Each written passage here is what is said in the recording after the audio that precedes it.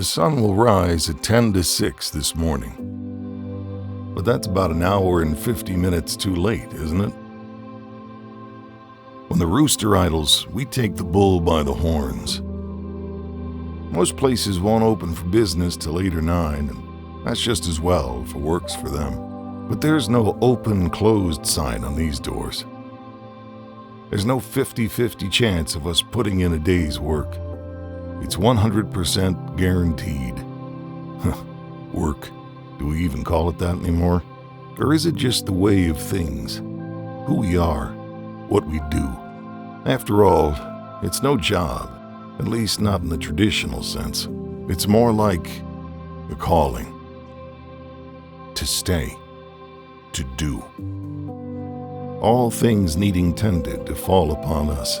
50 different things at any given time.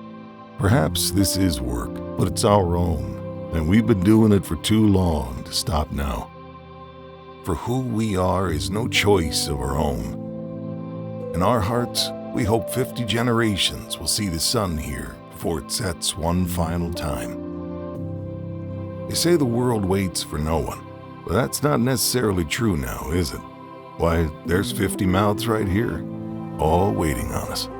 As they grow, we grow, inextricably linked. So as far as we can see, we're doing our part.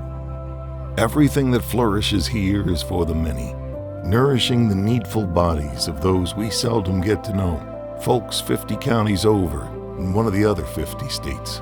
Millions we help feed, but will never meet, not even in passing. Too much time and space between us.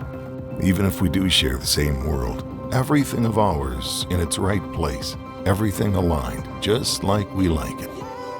What changes then? Not why we do it, but how.